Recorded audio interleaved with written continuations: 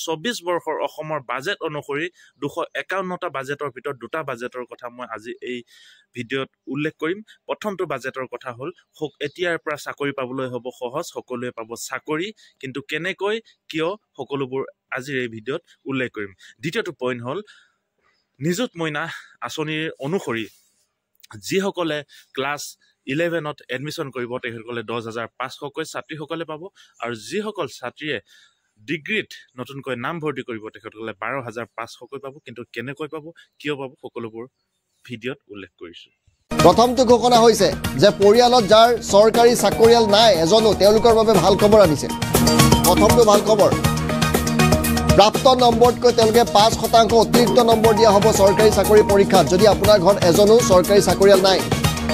10 লাখ ছাত্ৰীৰ বাবে এক নিযুত মইনা আঁচনি ঘোষণা কৰিছে। কি এই মইনা আঁচনি?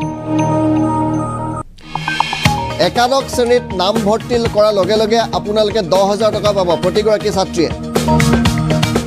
স্নাতক পাঠ্যক্ৰমত নামভৰ্তি কৰাৰ লগে লগে 12,500 টকা পাব প্ৰতিগৰাকীয়ে ছাত্ৰীয়ে। বিশেষকৈ 2024 বৰ্ষৰ যি বাজেট ইতিমধ্যে 2024 বৰ্ষৰ বাজেট ইতিমধ্যে পাছ আউট হৈ গৈছে, ওলাই গৈছে, আৰু সেই বাজেটত 251টা বিভিন্ন ধৰণৰ বাজেট ধৰা হৈছে। আৰু 251টা বাজেটৰ ভিতৰত বাকীবোৰ বাজেটৰ কথা মই ক'বলৈ নাযাওঁ। সেই বাজেটত নিযুত মইনা আঁচনি আৰু লগতে যিসকল আনএমপ্লয়মেণ্ট ইউথ, মানে যিসকলৰ চাকৰি নাই, এখন ঘৰত যাৰ নেকি এটাও চাকৰি নাই, তেখেতসকলৰ ওপৰতো এখন বাজেট বনোৱা হৈ গৈছে ইতিমধ্যে। সেই বাজেটত মই জনামতে সেই বাজেটখনত যিখন ঘৰত এজনো ল'ৰা ছোৱালী চাকৰি নাই পোৱা, বা দেউতাক মাকৰ পৰা আদি কৰি ল'ৰা ছোৱালীলৈকে চাকৰি নাই পোৱা, সেইখন ঘৰৰ ল'ৰা বা ছোৱালীজনীয়ে 5% এটা মাৰ্কছ, অপশ্যনেল মাৰ্কছ এটা পাব। মানে যদি যিকোনো এটা চাকৰিৰ পৰীক্ষা দিবলৈ যাওঁতে 75% মাৰ্ক যদি পায়, তেনেহ'লে অসম চৰকাৰে 2024 বৰ্ষৰ বাজেট অনুসৰি আৰু 5 মাৰ্ক অসম চৰকাৰে এড কৰি দিব। সকলোকে এড কৰি নিদিয়ে এই মাৰ্কছটো। যিসকল ল'ৰা ছোৱালীৰ ঘৰত এজনো চাকৰি নাই, সেই ল'ৰা বা ছোৱালীজনীয়ে যদি 80 মাৰ্ক পাছ কৰিবলৈ যদি সেই পৰীক্ষাটোত 80 মাৰ্ক লাগে, বা ল'ৰা বা ছোৱালীজনীয়ে যদি 75 মাৰ্ক পাইছে, তেতিয়াহ'লে অসম গভৰ্ণমেণ্টৰ ফালৰ পৰা 5% মাৰ্ক এটা অপশ্যনেল এটা দিব, যাতে ল'ৰা আৰু ছোৱালীজনীয়ে চাকৰি পোৱাত সহায় হয়। গতিকে এইটো এই বাজেটটো খুব ভাল লাগিছে, আৰু আপোনালোকৰ মতামত কি আপোনালোকে জনাবলৈ নাপাহৰিব।